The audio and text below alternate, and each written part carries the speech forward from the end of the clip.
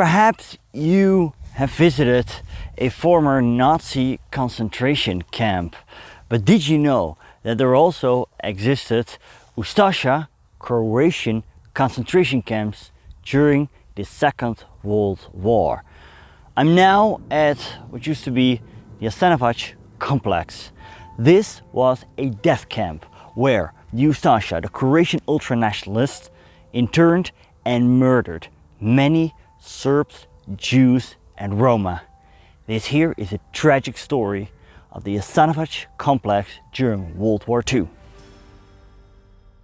The Jasenovac concentration camp was located in the Independent State of Croatia, the NDH. The state was proclaimed on April 10, 1941, when the Germans took over Zagreb. The Kingdom of Yugoslavia was attacked by Germany and supported by Italy and Hungary. Around 40% of the territory went to the NDH, the new Croatian state. Its leader, known as the Poglavnik, was Ante Pavelić. His movement was the Ustaše. Its ideology was drawn from Croatian ultranationalism, Italian fascism and German Nazism, from authoritarianism and peasantism. Its three main components were racism, religion and violence. The Ustaše unleashed a wave of violence on the people in their state they wanted to get rid of: Serbs, Jews and Roma. Many died at the hands of Ustaše death squads. Others were deported to concentration camps where they were brutally murdered. Do notice that however many Croats supported the resurrection of a Croatian state, they did not support the killings. Disappointment soon set in, and sympathy evaporated. The racial and ethnic persecution of Serbs, Jews and Roma, and cruel terror over political opponents antagonized most of the Croatian population and made them feel insecure. During the summer of 1941, an estimated 20,000 Serbs were killed in wild pogroms. The regime set up centers for detention and killing modeled on the Nazi camps. There were several camps, but the most infamous one was Jasenovac, which was set up in the summer of 1941 in a quiet village south of Zagreb, on the old border between Croatia and Bosnia. It was not a single site, but a complex of 5 camps. There were also special camps for children up to the age of 14. The architect of the concentration camp Jasenovac, in which more than 70,000 Serbs, Jews and other enemies of the state were killed, was Vjekoslav Luburić. Luburić was a sadist who enjoyed tormenting his prisoners, both mental as well as physical. He, for example, taunted his prisoners about the date and method of their forthcoming liquidation. He and others competed who was the most sadistic. People were starved to death, stabbed by knives, drowned, burned alive, hanged, shot, slashed, smashed or clubbed to death. Sometimes prisoners were ordered to kill another before being killed themselves. Even Nazi officers were shocked by the sheer brutality of the killings.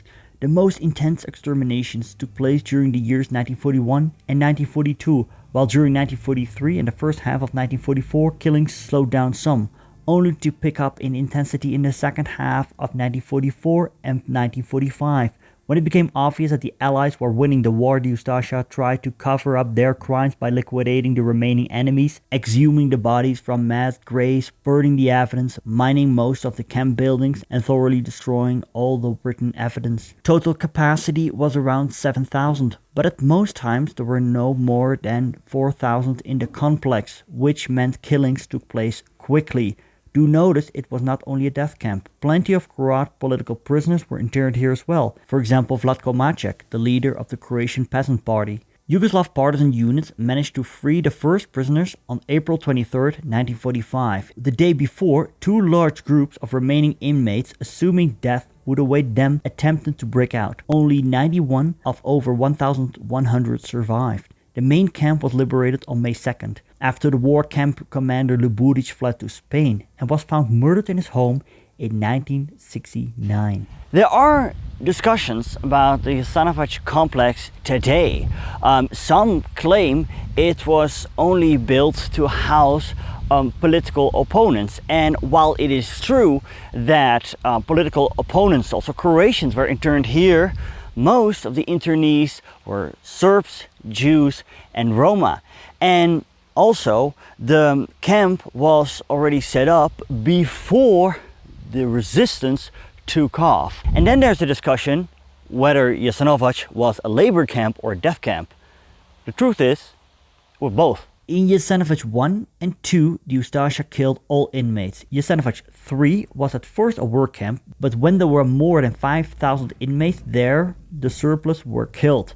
Jasenovac 4 was mostly a work camp, while Stara Gradiška, Jasenovac 5, started as a work camp for political opponents of the regime but turned into a death camp when Jews from Jasenovac and Serbs from the insurrectionist areas were deported to it en masse. How many people died in the Ustaše death camps is hard to determine. After the war, the communist Yugoslav authorities claimed a number of 600,000, which is probably too high. A leading contemporary Croat historian, Ivo Banak, has reached a figure of about 120,000 victims in all NDH-run camps. Others have settled on 80,000 victims in the camps of all nationalities, with Serbs making up about 50,000. One recent Croatian publication, which draws on the work of both Croat and Serb historians, estimates the total number of casualties in Yugoslavia during the war at 947,000, of whom 487,000 were Serbs, 207,000 Croats, 86,000 Muslims, and 60,000 Jews. And I'm sure the debate will rage on in the comments.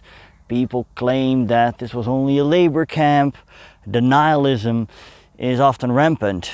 Although, to be fair, during the Second World War, most Croatians were definitely not on the same page with the brutal policies of the Ustaše. That is it, what I wanted to point out. If you have any thoughts, leave them in the comments below. I want to thank you for watching and see you later.